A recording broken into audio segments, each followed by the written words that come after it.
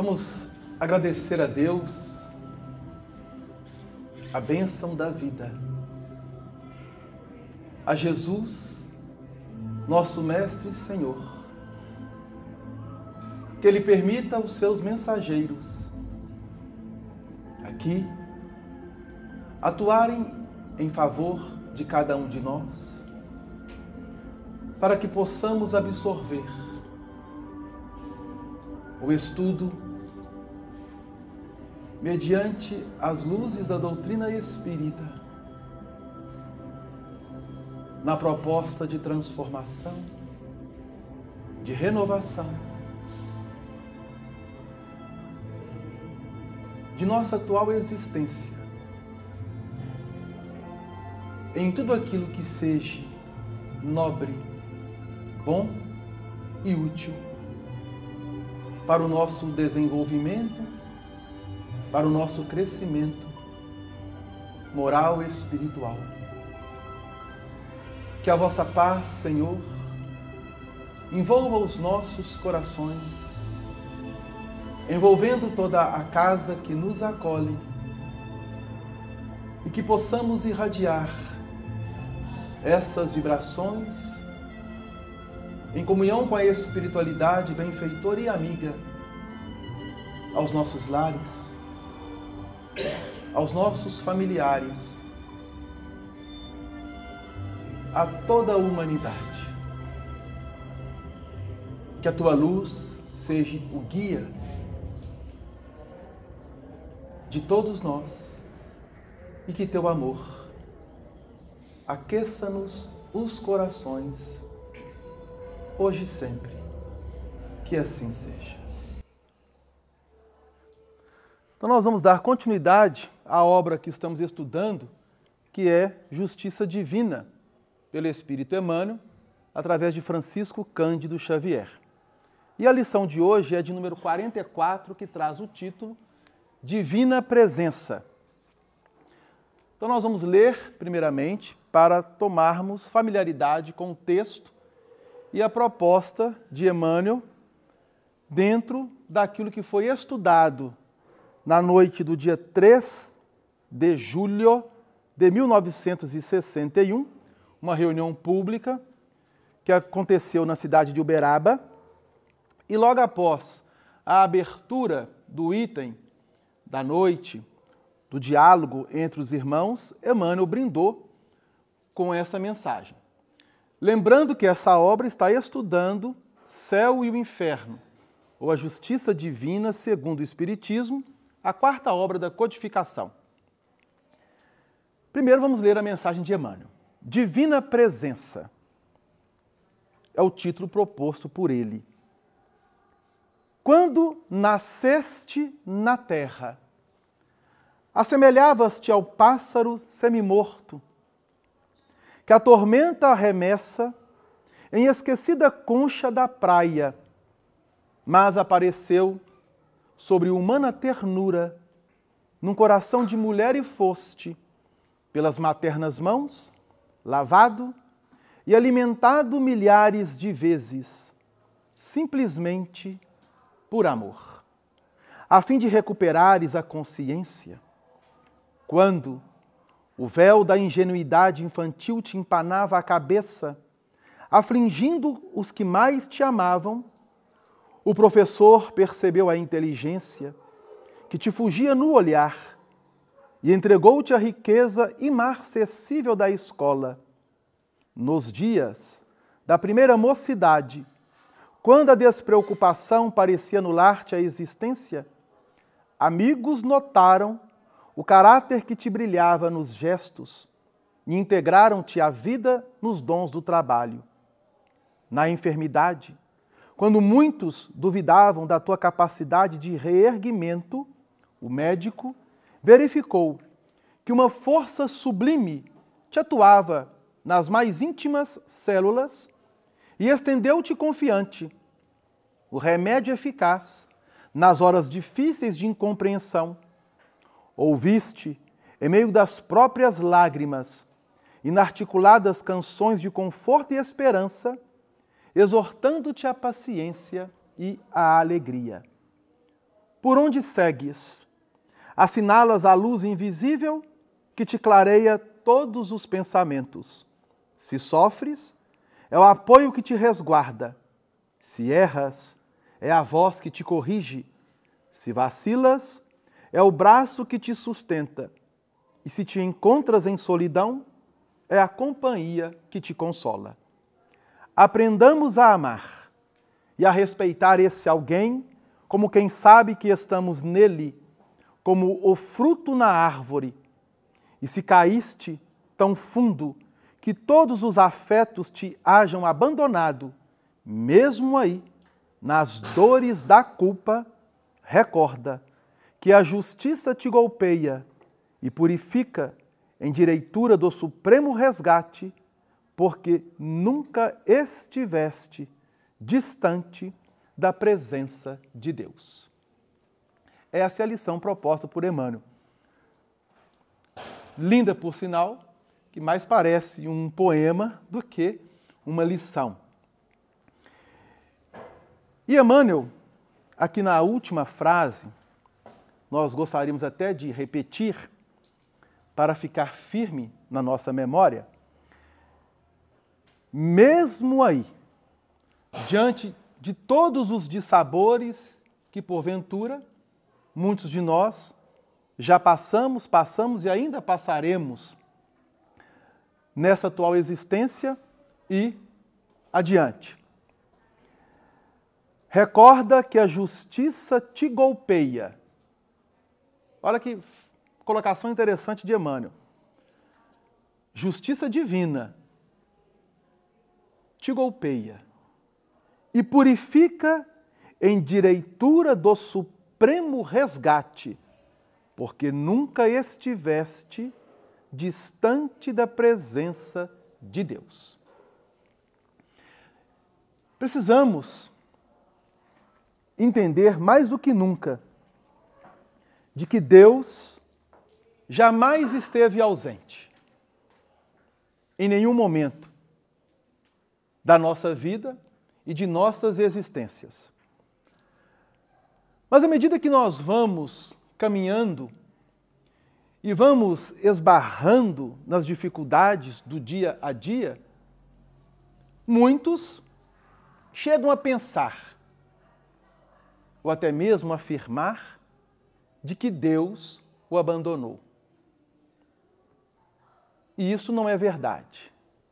Temos aprendido com a doutrina espírita, que vem reafirmar o ensinamento de Jesus. Mas Emmanuel está discorrendo sobre uma lição da obra Céu e Inferno, que está lá no capítulo 6, na primeira parte, onde Allan Kardec, em comunhão com a espiritualidade, vai trabalhar conosco doutrina das penas eternas.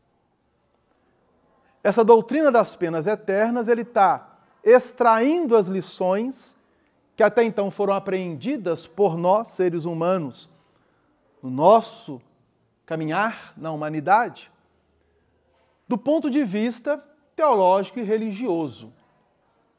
Quando falamos penas eternas, estamos falando de fixação dessas penas diante da eternidade, naquela conceituação que muitos de nós já estamos, vamos dizer, cansados de saber, céu e inferno. Só que a doutrina espírita, ela nos apresenta uma nova proposta numa releitura do ensinamento de Jesus, numa interpretação mais, vamos dizer, concebível com a nossa racionalidade hoje, com o nosso amadurecimento nos dias atuais, amadurecimento este como espíritos.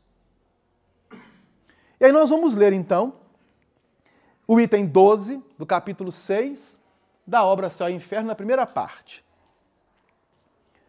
Diz assim: a isso responde-se que o pecador que se arrepende antes de morrer experimenta a misericórdia de Deus. E que então o maior culpado pode encontrar graça diante dele. Isso não se coloca em dúvida. E concebe-se que Deus não perdoe senão ao arrependido e seja inflexível para com os endurecidos. Mas, se ele é cheio de misericórdia para a alma que se arrepende, antes de ter deixado o seu corpo, por que cessaria de sê-lo para aquela que se arrepende depois da morte? É uma colocação de Kardec como uma pergunta. Porque o arrependimento não teria eficácia senão durante a vida, que é apenas um instante, e não o teria mais durante a eternidade, que não tem fim? Se a bondade e a misericórdia de Deus estão circunscritas em um tempo dado, elas não são infinitas e Deus não é infinitamente bom. Então, este é o item 12 da primeira parte do capítulo 6 da obra Céu e Inferno. Aqui, Kardec, em comunhão com a espiritualidade, está trabalhando conosco justamente essa conceituação, até então na humanidade, da fixação das penas, fazendo com que nós iniciemos um movimento de racionalidade em torno das mesmas. Quando ele coloca a pergunta: se Deus perdoa aquele que se arrepende de forma sincera antes de deixar o corpo, e se ele é todo misericórdia, todo justiça, todo bondade, por que não o faria quando a alma deixar o corpo diante da eternidade? É a pergunta dele, para que nós pudéssemos avaliar. Lembrando que a vida física, ela é limitada. Ela tem um tempo. Nós iniciamos na mesma, desenvolvemos dentro da mesma e deixaremos a mesma. Plano físico, corpo físico. Mas o espírito, temos aprendido, ele é imortal. Ou eterno, né? Trazendo essa conceituação. Por enquanto. Então nós somos espíritos imortais, que durante um tempo vivenciamos uma etapa no plano físico. Essa etapa, ela tem uma durabilidade. Dentro de um término, retornamos ao plano espiritual, que do ponto de vista teológico, mediante a fixação das penas eternas, representando céu e inferno. O céu como lugar bom, o inferno como lugar ruim. Então isso nós já estamos, como se diz, saturados no campo do conhecimento, do entendimento. A questão é, está tratando aqui do arrependimento. E aí vem uma pergunta. Alguém aqui já cometeu algo do qual se arrependeu?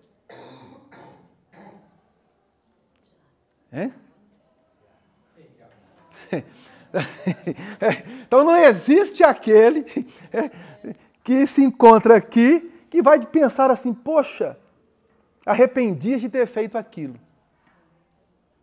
Arrependi de ter dito sim, ou arrependi de ter dito não. Em várias situações. Então a vida vai nos apresentando situações ou problemas que nós precisamos fazer as nossas escolhas. E nem sempre as nossas escolhas do ponto de vista moral e espiritual, a mais acertada. Isso se prende a quê? Porque as nossas escolhas ainda vão permear os nossos interesses, os nossos desejos, as nossas paixões, as nossas vontades. E nem sempre a nossa vontade, os nossos desejos estão de acordo com a vontade de Deus. É preciso ponderar isso. Bom, todos nós querendo ou não, arrependemos. O problema é, após este arrependimento, qual será a nossa posição diante daquela situação, daquele problema que nós vivenciamos? Aí que está o X da questão. E é por isso que Emmanuel vai lembrar na lição que a presença divina, ela está atuante de forma abundante para com todos nós. Não há nenhum espírito, encarnado ou desencarnado, que esteja fora do amparo divino. Nenhum espírito. Aí vocês podem dizer, Adelana, mas é aquele espírito que está naquelas regiões de trevas, estão amparados por Deus. Sem que eles o saibam, mas estão amparados por Deus. Bom, então quando se fala em arrependimento, é preciso conceituá-lo. O que significa arrependimento? O que significa arrepender-se? Qual o significado disso?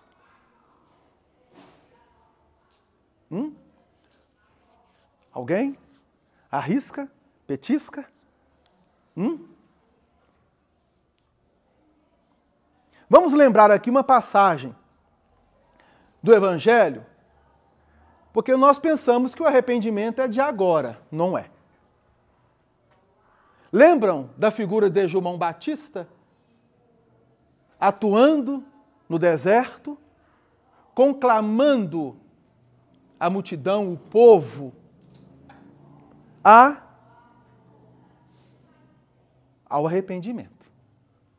Quando registramos no Evangelho de Mateus, capítulo 3, versículo 2, arrependei-vos, porque está próximo o reino dos céus.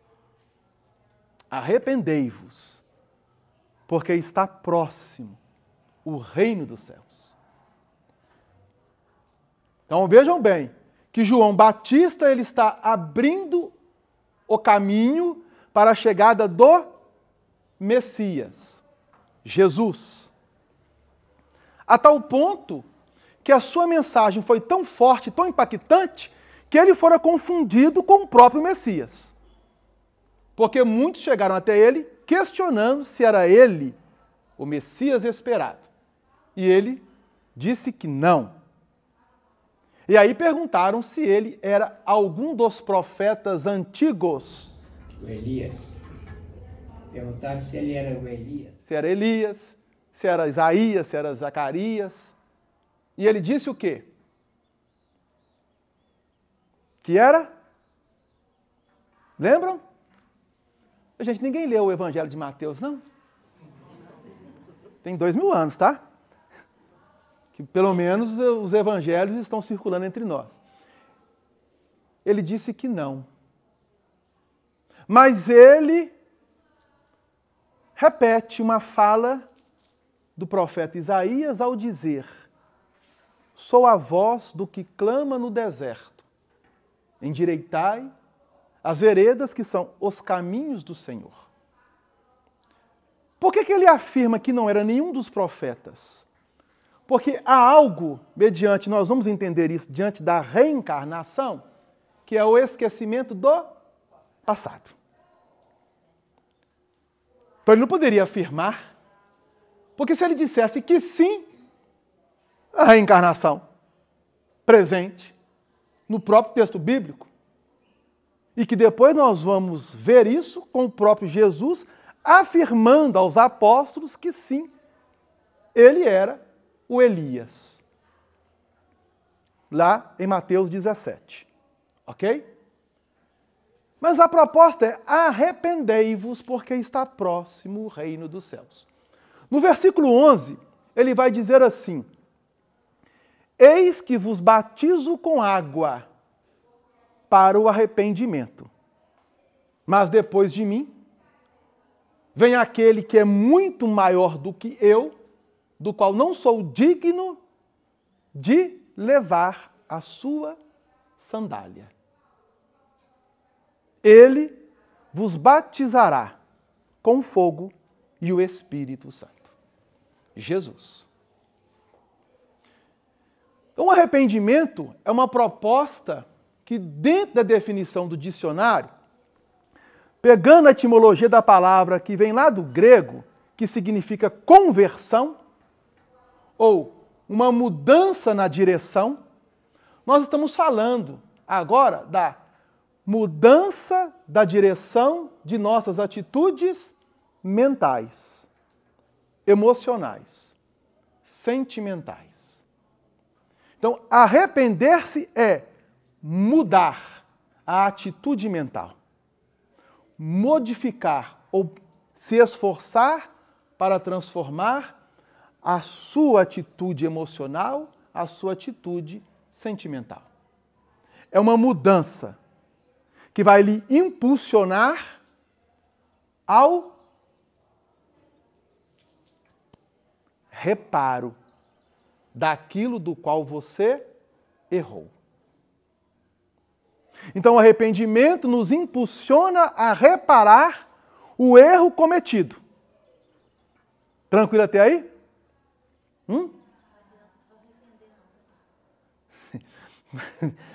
Vou responder essa pergunta, eu não. Então vamos ir com a espiritualidade. Abrindo o capítulo 7 da obra Céu e Inferno, nós temos o Código Penal da Vida Futura, que estamos aqui trabalhando constantemente dentro das lições da obra Justiça Divina. No item 16, ou artigo 16 e 17 do Código Penal da Vida Futura, são 33 artigos. Tá? Então nós temos um Código Penal da Vida Futura, que precisamos conhecê-lo. Kardec vai dizer assim, no artigo 16, o arrependimento é o primeiro passo para a melhoria. Mas só ele não basta. É preciso ainda a expiação, a reparação. Então nós temos 3 pontos após entrarmos numa posição de queda diante de um erro cometido. Primeiro deles, arrepender-se. Segundo, expiar. Terceiro, reparar. São as 3 condições necessárias para apagar os traços de uma falta e suas consequências. Então é interessante essa colocação da espiritualidade, porque nós esquecemos das consequências.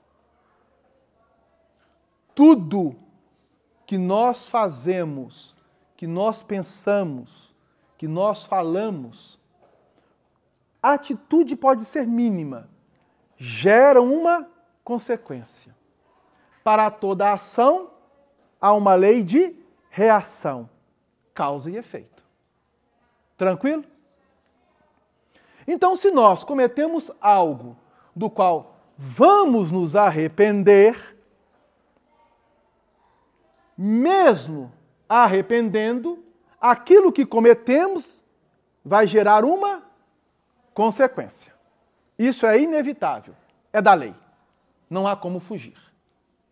Tranquilo? Pois bem. No artigo 17 ele continua.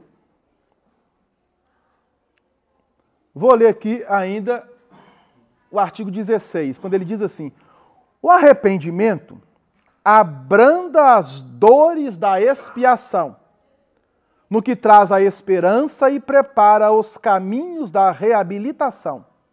Mas, unicamente, a reparação pode anular o efeito, em destruindo a causa. O perdão seria uma graça e não uma anulação.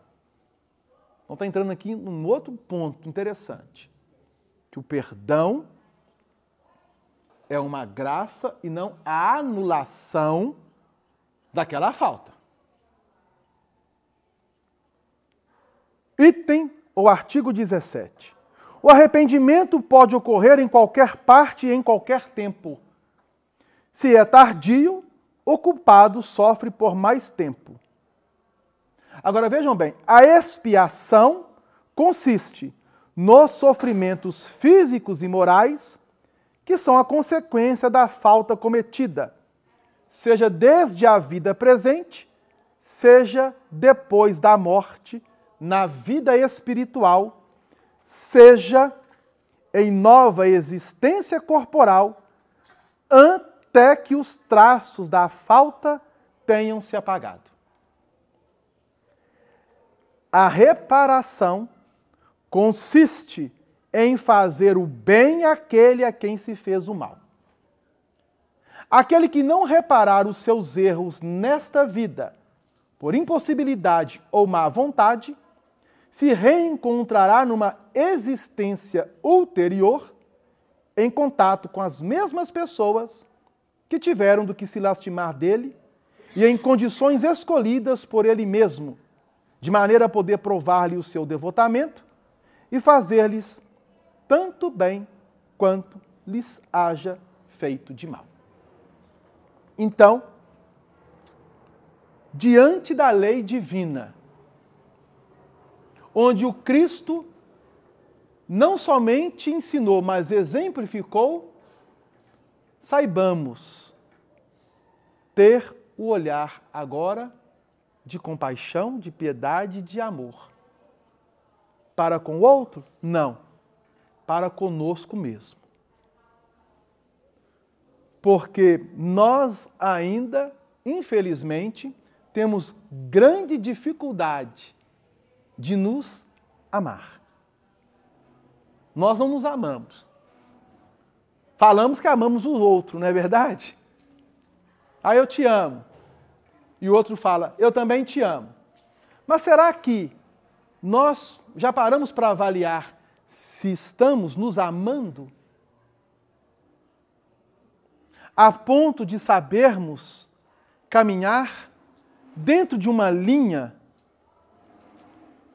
que nos eleva conforme Jesus veio até nós, se colocando como o caminho, a verdade e a vida? Não foi isso que ele ensinou? Eu sou o caminho, a verdade e a vida. Aí João Batista nos conclama, arrependei-vos, porque está próximo o reino dos céus. Mas quem é vós? A voz do que clama no deserto. Endireitai o caminho do Senhor. Essa colocação de Isaías, profeta, relembrado por João Batista, é que nós, a partir de agora, daquele momento, saibamos fazer as melhores escolhas diante de um único caminho, aquele proposto por Jesus. Ah, Delane, e se eu pegar outro caminho, que não seja o proposto por Jesus? O que é que acontece? Alguém arrisca? Vocês estão muito caladinhos, gente. Pode falar, tá? Pode ter medo de errar. A probabilidade de errar vai ser muito maior. A Márcia foi bonzinha. Boazinha, né? Não é bonzinha. Boazinha. A probabilidade de errar é muito maior. Nós podemos afirmar, Márcia, de que o erro, a queda, vai ser inevitável. Quem fala isso? Delano? Não. Jesus. Porque tudo aquilo que nós estamos aqui trabalhando foi o que aprendemos durante os séculos, os milênios. Eu vou fazer aqui um desenho. Não sou desenhista, mas vocês vão entender.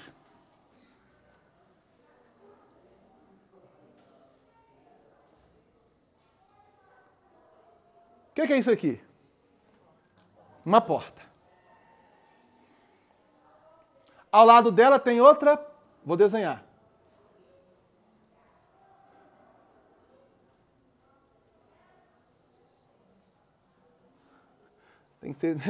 Tem que ter 2 espaços, né, com uma maçaneta bem grande para lá e para cá, né?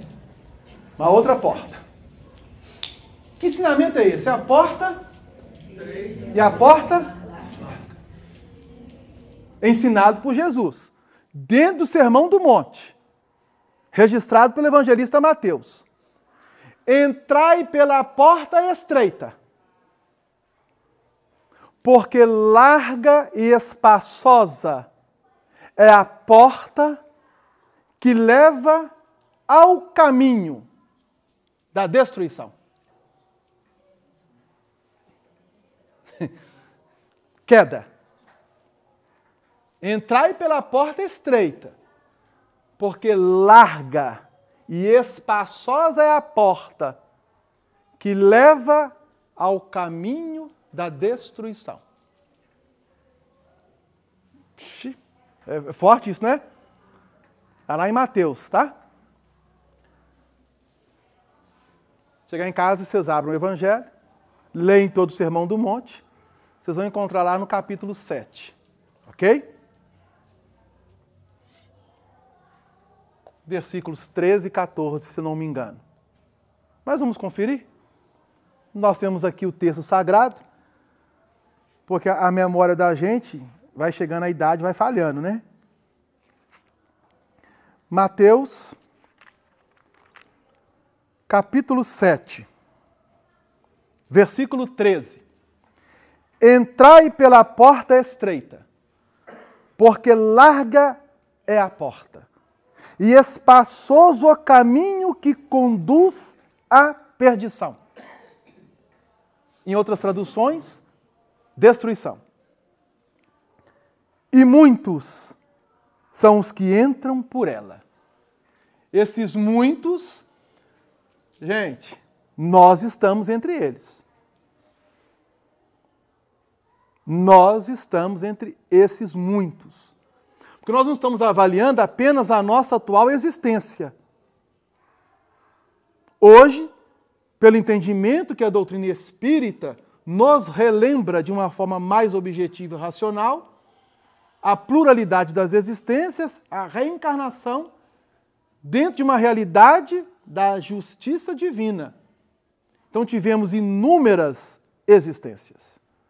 E ainda teremos inúmeras existências. Aí no versículo 14 ele complementa: e porque estreita é a porta, e apertado o caminho que leva à vida, e poucos há que a encontrem. Capítulo 7, Mateus, versículos 13 e 14. Bom,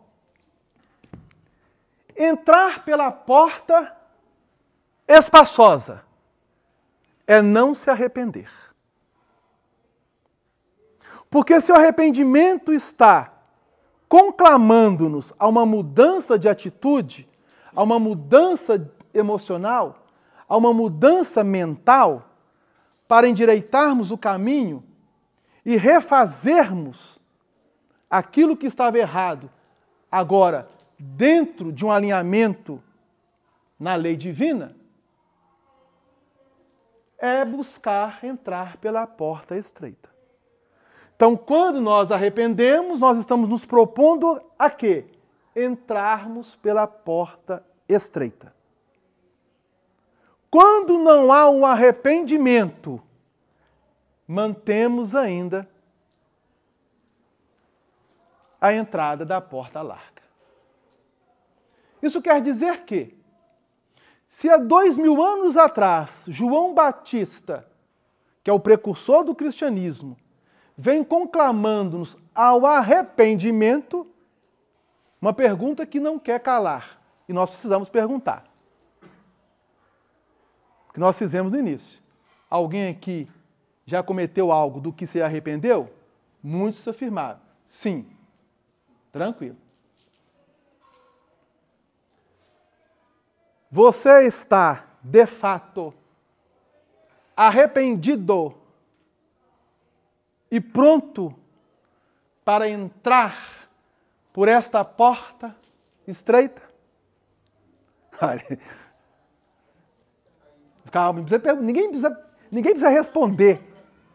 É levar essa reflexão consigo mesmo para casa, para avaliar.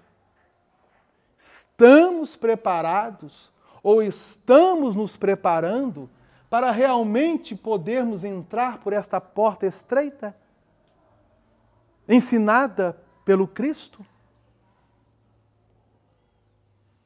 Estamos, de fato, mudando a nossa atitude mental?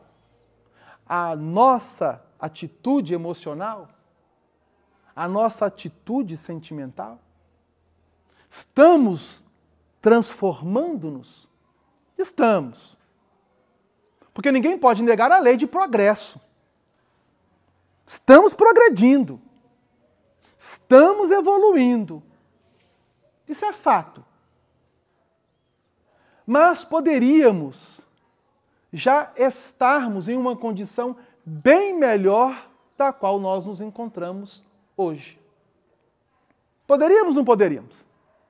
Poderíamos. E por que nós não estamos? Porque em vez de nós arrependermos, nós temos trabalhado isso aqui, ó.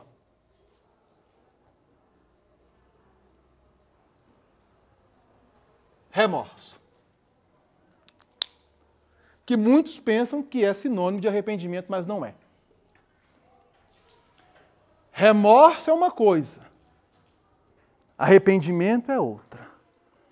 O arrependimento nos impulsiona à mudança. O remorso faz com que fiquemos presos, fixos, dentro de uma atitude mental em que não nos permite gerar essa mudança. Ficamos ali andando em círculos. Até que chega um momento de saturação para o espírito, e isso se dá mediante as reencarnações, que não podemos avaliar quantas serão, porque cada espírito, sendo um universo à parte, é ele, diante da sua vontade, do seu querer, é que poderá propiciar isso. Mas lembremos, Deus está presente e atua constantemente em nós, por nós e em torno de nós, diante da sua lei. Lei essa que é de misericórdia. Até aqui está tranquilo? Alguma dúvida? Não, Delano, desculpa, Delano. Está lembrando da misericórdia, a questão da você ver ao vivo, depois você lê relatos, né? Eu fazia cursinho, aí estava olhando, saia mais ou menos 11 horas da noite no centro. Toda segunda a sexta, todo dia tinha alguém fazendo campanha do pãozinho. Eram os católicos, eram os crentes, eram a Toca de Assis. Aí sai na festa no sábado, e gente fazendo. Eu falei, o cara caído na sarjeta ali, tem sempre alguém lá para ajudar o cara ali que levou o pão. O cara está ali sofrendo o golpe da justiça. E se você vê também, eu estava falando de relatos, você vê Memórias do Suicida, a quantidade de gente para ajudar uma única pessoa. Está lá no fundo do poço, no porão do umbral.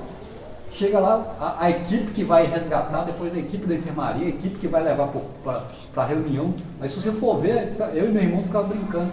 Tem 2 times de futebol de campo ajudando o cara. É verdade. Uma única pessoa. Então você vê que os trabalhadores, eles estão em toda a parte. E se aqui no plano físico falta trabalhadores, no plano espiritual falta muito mais, tá?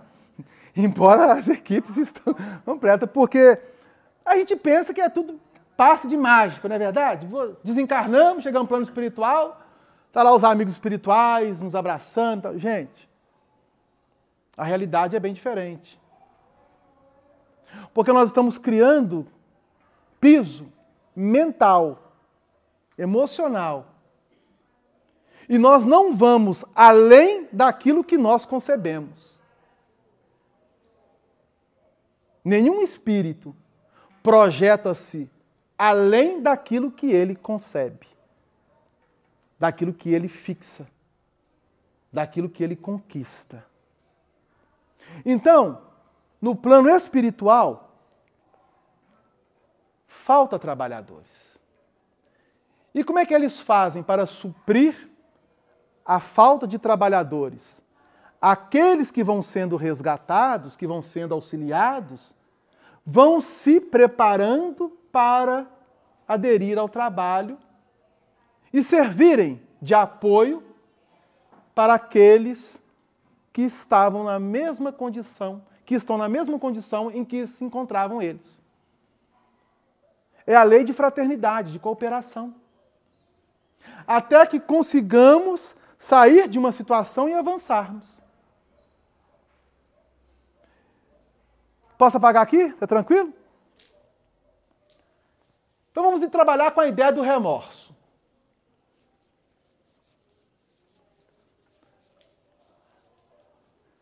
Kardec trabalhou aqui que a questão do arrependimento pode se dar no plano físico, quanto depois da morte. Tranquilo? O remorso também é a mesma linha. Podemos remoer no corpo físico ou fora do mesmo. Então nós vamos trabalhar com a seguinte proposta. Vou colocar aqui no quadro para a gente gradativamente trabalhando nisso. Remorso.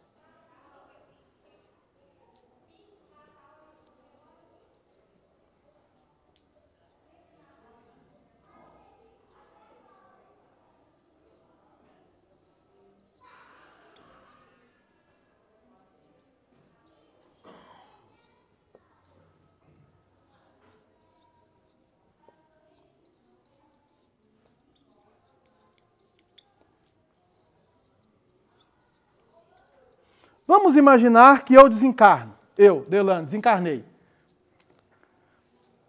Ninguém vai sentir minha falta não, né, gente? Espero que não. No dia que eu desencarnar, todo mundo pode ficar feliz, pode ficar alegre. Porque eu fui. Aí eu fui com remorso. Aí vocês podem chorar por mim. E orar muito. Delano desencarnou. Aí eu vivenciei uma situação no plano físico. E essa situação, ela acendeu em mim uma luz de que eu agi de forma errada. Errei. Em termos bíblicos, pequei. O que Jesus ensinou? A mulher adúltera, registrada por João, no seu Evangelho, no capítulo 8. Quando aproximaram-se aqueles para apedrejá-la. Alguém lhe condenou? Qual foi a resposta dela? Não. Vai e não tornes a pecar, errar. Vai e não tornes a errar. É uma colocação, não é? Tem outras colocações no Evangelho, quando Jesus diz assim, aquele caso da irmã hemorraíça, estava padecendo com um fluxo sanguíneo durante anos. Ela pensou, se eu tocar ao menos a veste, ela tocou. Saiu uma virtude, uma força, uma energia do Cristo. Ele sentiu. Saía de forma abundante, mas ali uma diferença, em que ele quis parar para registrar para nós um ensinamento. O que ele diz a ela? Vai. Ele diz, não tornes a errar? O que ele falou? A tua fé te curou. Diferente, né? Mas existem outros relatos diferentes. Quando Jesus coloca assim, para outros personagens do texto bíblico, a tua fé te salvou. É diferente. Mas não vamos entrar nisso. Apenas registrando como um ponto de apoio. Eu criei uma situação e essa situação fez com que eu percebesse, da minha parte, que errei. Aí eu desencarno com aquilo. Pensando que ao desencarnar, eu me livro da situação. Pelo fato de não estar habituado a entender a continuidade da vida. Muitos corações pensam, morreu, acabou. Ou se a pena é eterna, se eu for para o inferno, então não preciso. Não é isso? Porque eu errei, para o céu não posso ir. Porque céu não é lugar de erro. Aí já não é mais céu. Delano está lá no plano espiritual. Delano está lá, plano espiritual. Com remorso. O remorso se prende a um egoísmo do qual eu pratiquei, sei que errei, mas o meu egoísmo não me permitiu gerar uma mudança porque eu estou dentro de uma ilusão. Todo egoísta cria um mundo ilusório. Nós criamos mundos ilusórios e transitamos dentro dele. Isso nos leva a quê? A queda. Porta larga. Queda. Entrei pela porta larga, não foi? Não soube ouvir o Cristo. Isso fez com que o meu remorso crie em mim uma fixação crônica no campo psíquico de sentimento de culpa. Estou lá no plano espiritual. Durante um bom tempo, nessa situação. O que eu preciso fazer? Se eu não for auxiliado e se eu não modificar essa fixação crônica e esse sentimento de culpa, num arrependimento que me propõe uma mudança de atitude. O remorso pode me levar ao arrependimento? Pode. Mas se eu estiver muito preso à ilusão criada pelo meu egoísmo, fica difícil. Posso mudar, melhorar no plano espiritual? Posso. Mas os amigos espirituais vão avaliar que para eu, Delano, o melhor será, vai ter que reencarnar. Então eu reencarno. Posso pagar aqui? Posso? Beleza. Aí o Delano reencarna. Obviamente, numa outra família em que não vai colocar o meu nome de Delano. Vai? Não vai. Vai. Qual o nome seria que eles colocariam em mim? José. Isso mesmo. José. Agora eu sou José.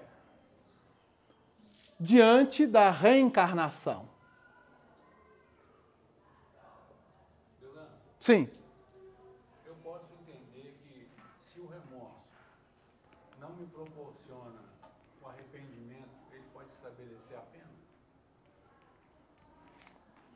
Querendo ou não, toda ação gera uma consequência. Toda. Seja boa ou ruim. E a pena será proporcional àquilo que nós fizermos, realizamos. Se eu não tiver uma força íntima de querer mudar a minha postura, eu fico preso a um círculo. É como se eu estivesse andando em círculo. Aí as reencarnações serão mais numerosas até que o espírito sature. Como que ele vai saturar? Através disso aqui, ó. Dor. resgate. Entra a mestra dor. Planeta de prova e expiação. Muitos ainda nos encontramos neste processo. Dor. Então vejam bem a importância de uma reencarnação. Aí eu reencarno. Com qual proposta? Então veja bem. Eu trago no meu campo psíquico um desajuste.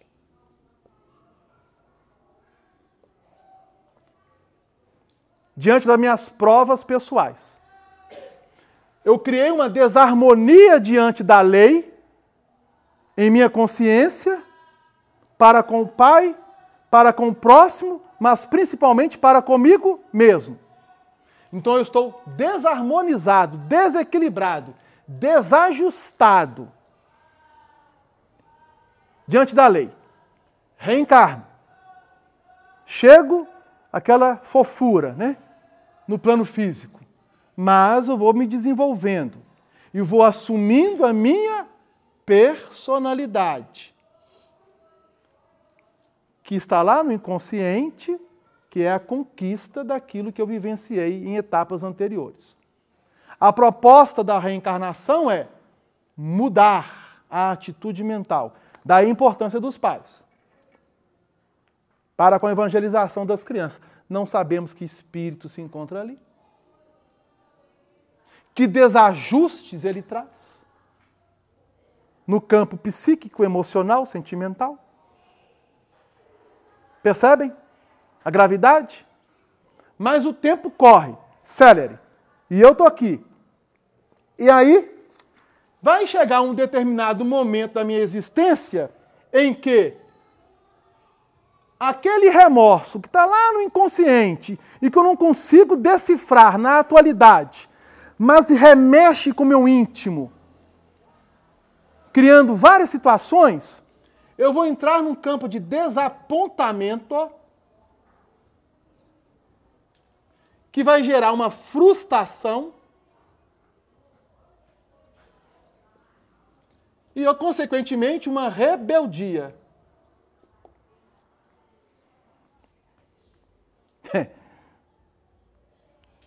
Um desapontamento que gera uma frustração e eu caio no campo de rebeldia. Por que isso? Uma insatisfação crônica com a vida. Remorso, fixação crônica. Eu estou reencarnado, eu não sei o que é, mas eu estou insatisfeito. Ah, Delano, chupa esse sorvete, não quero. Ah, vamos ali, não quero. Ah, não quero. Por que você quer? Não quero nada. Se eu pudesse, deixava a vida. Queria morrer. Já viram casos assim? Já ou não já? Por quê? Estamos falando de espírito imortal, que traz todo um campo de acervo na sua intimidade. Isso vai gerar o quê? Essa insatisfação crônica dentro do remorso, que ele não consegue decifrar, e às vezes nós mesmos, os pais. Não é verdade?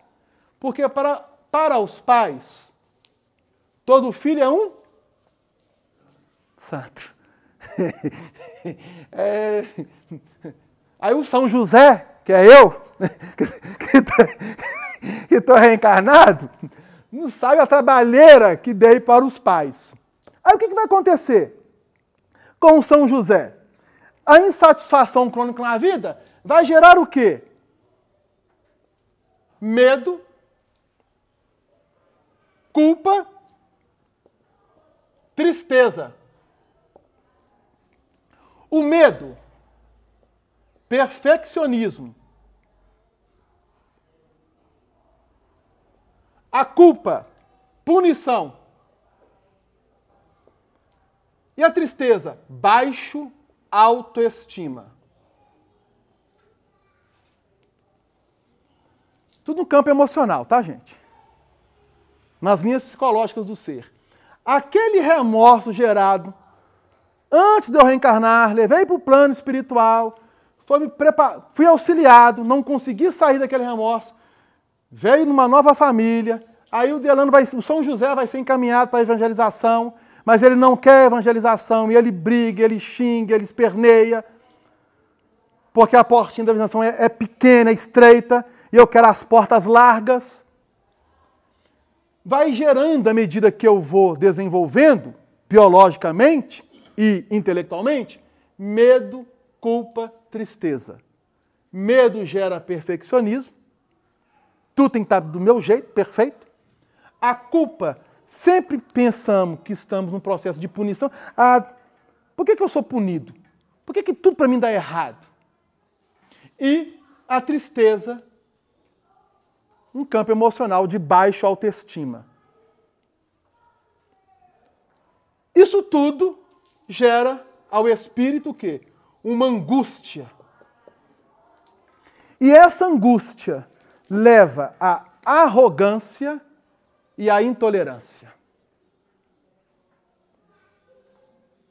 Essa arrogância e essa intolerância gera um adoecimento mental da criatura que já estava mentalmente doente e foi gerando e alimentando esse adoecimento, plano espiritual, plano físico. E às vezes passamos toda uma encarnação dentro deste raio de ação. Desencarna, retorna ao plano espiritual. O nosso irmão lembrou do livro Memórias de um Suicida, onde Camilo Cândido Botelho, pseudônimo do espírito Camilo Castelo Branco, um literato, crítico de literatura século XIX de Portugal, ele nos narra no livro que todos os seus intervalos na erraticidade, que é de uma encarnação para outra, foram em regiões umbralinas. O melhor lugar que ele pôde estar foi na colônia Esperança, ou Cidade Esperança. A Cidade Esperança, ela é uma instituição do plano espiritual fundada por Maria para acolher os espíritos suicidas.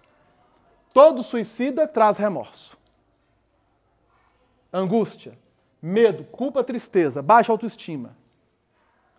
Todo suicida quer que as coisas sejam perfeitas.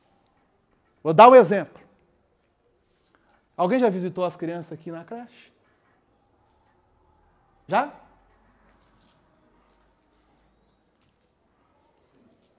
São perfeccionistas. Nada pode estar fora daquilo que eles pensam que tem que ser. Perfeccionistas. Ao extremo. Todos eles. Porque todos foram suicidas. O que você está fazendo aqui, Delano? Porque eu também fui. Senão eu não estava aqui, ué. Estava aqui, ué. Fui e fui ajudado, fui auxiliado. Vivenciei tudo isso. Mas saturei. E a misericórdia, agora você vai ver se faz alguma coisa. Pelo menos carregar as crianças, você pode carregar, ué. Vou te dar força para você carregar. Mesmo tendo força, eu carrego. Não é assim? Justo. Então nós vivenciamos tudo isso no remorso. Só que tem um arrependimento, que é o mesmo tipo de quadro, porém diferente. Se o remorso me leva a uma insatisfação crônica da vida, o arrependimento ele me impulsiona a uma mudança de atitude. Perceberam? E essa mudança de atitude, ela faz com que eu, em vez de ter um desajuste mental, eu reencarno para um reajustamento devido no plano espiritual, eu aceitar essa mudança. Trabalhado no plano espiritual, reencarnado, eu vou me encaminhar dentro do meu íntimo com a proposta de reajustamento. Esse reajustamento vai imprimir em mim o quê? Um desejo de melhoria. Eu quero melhorar. Essa melhoria vai me levar, às vezes, a uma angústia. Me leva à angústia. Mas não uma angústia que traz um sentimento de culpa, mas uma angústia que vai trazer esse sentimento de culpa, gerando um reajustamento. Eu vou chegar no plano físico, eu vou ter uma insatisfação crônica? Não. O arrependimento, que não é o remorso,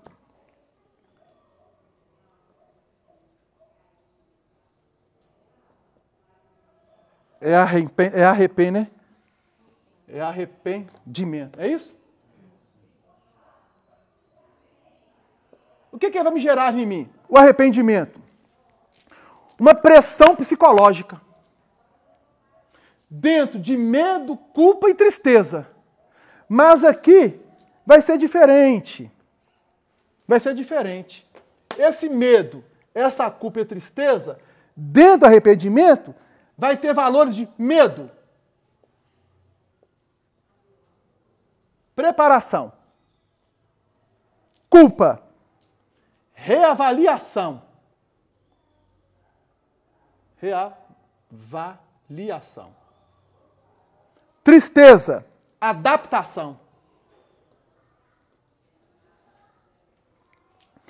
E isso representa uma angústia? Não. Uma silenciosa expiação. Essa silenciosa expiação vai me proporcionar um fortalecimento da minha fé, uma resistência mental, eu trabalhar o meu auto-amor, para que eu possa ter um prazer de viver. Então, arrepender-se é mudar de atitude diante da divina presença para me encaminhar na porta estreita, não mais na porta larga. É um trabalho árduo, constante, mas que nós precisamos desenvolver em nós. Não é tão simples. A lição é imensa, como todas as lições. Mas o tempo é curto.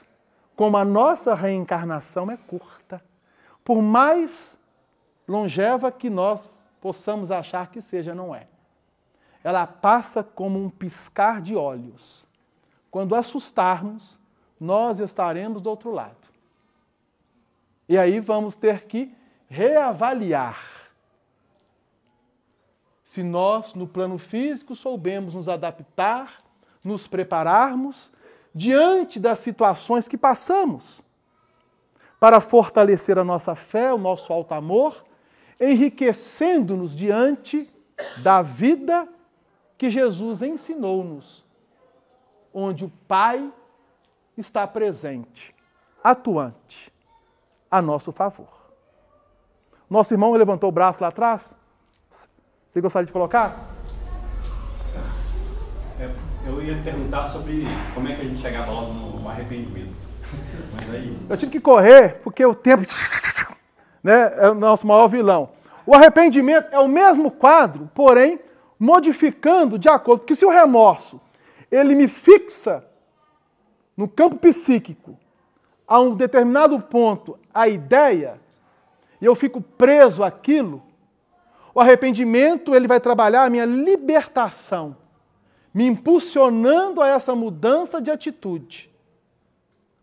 E aí a gente precisa, obviamente, do auxílio uns dos outros. É questão de maturidade, né? Porque se maturidade. Está preso no egoísmo, está preso na vaidade, no orgulho, você vai admitir que você errou, vai tentar transferir a culpa e aí você vai ficar naquele remorso, eu errei por causa disso. Maturidade. Você vai ficar preso no passado, vai ficar naquele remorso. Essa maturidade, ela se prende às reencarnações que nós vamos tendo. Tranquilo? E a expiação é você passar pelo que você provocou, né? Você vai se arrepender, vai reparar. Não, você vai se arrepender, vai expiar para depois você vai reparar. Pode acontecer tudo num campo dinâmico. Você pode trabalhar arrependimento, expiação e reparação num campo dinâmico. Ou você pode trabalhar arrependimento, expiação, depois reparação. Tudo vai depender de quem? De cada espírito, de cada individualidade. Cada um carrega a sua própria cruz. Mas a expiação é eu passar pelo que eu provoquei. É inevitável. Questão 998 e 999 do Livro dos Espíritos. Está claro. Quando Kardec questiona se a expiação necessariamente passa pela vida corporal. E eles vão afirmar que sim, e que no plano espiritual também passamos pelas expiações. Mas este reajustamento diante da lei, a reencarnação é inevitável. Tranquilo, gente? Nosso irmão? Rogério. O arrependimento, podemos dizer que é um estado consciente, que a gente vai passar por expiação. Mas e o remorso, ele sempre é consciente ou não? Para a gente poder entender se a gente consegue identificar ele antes de aprofundar tanto. Questão 911 do Livro dos Espíritos. Quando Kardec pergunta, nós podemos avançar e nos melhorar nesta existência? E eles vão responder, o homem pode, por poucos esforços, fazer sempre o seu melhor. Mas o que lhe falta? A vontade, o querer fazer. Tem o conhecimento, mas não tem a vontade firme e decidida de mudar. Ainda está preso. Quando tomarmos a atitude de mudança, nós mudamos. Então vamos lá fazer a prece? A gente tem que ver que o tema ele é muito vasto, ele é muito amplo. Precisaríamos de mais domingos. Porque os quadros vão se apresentando. Isso aqui está no livro Prazeres de Viver, pelo espírito Hermance Dufour, através de Vanderlei Soares de Oliveira. Ele dá um painel para nós deste processo de expiação, arrependimento, dor, resgate, uma série de coisas, ok? Livro Prazer de Viver, por Hermance Dufour, através de Vanderlei Oliveira. Arrependei-vos. Está próximo o reino dos céus. Foi um convite, ou não foi? Eu vos batizo com água. Mas depois de mim vem um, que é muito maior do que eu, que vos batizará com o fogo e o Espírito Santo. Vamos refletir sobre isso? Vamos fazer a nossa prece?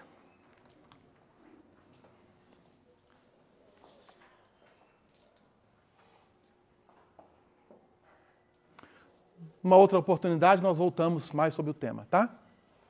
Vamos voltar ainda, porque as lições elas vão nos remeter a isso. Senhor Jesus, que a vossa paz nos envolva, onde possamos neste momento, através dos ensinamentos, aclarar nossos pensamentos, nossos sentimentos, avaliar e reavaliar nossa postura diante da vida, e diante de todo o conhecimento e aprendizado que tem sido trabalhado por nós e em torno de nós, que saibamos, Senhor, fazer a leitura destes sinais e termos a vontade firme e decidida de podermos agora entrarmos pela porta estreita para encontrarmos o caminho da vida, Vida essa abundante, como nos ensinaste. E que possamos, Senhor, não nos permitirmos mais entrarmos pelas portas largas e espaçosas, onde os convites são inúmeros. Por isso te rogamos, se conosco, Jesus, hoje e sempre, que assim seja.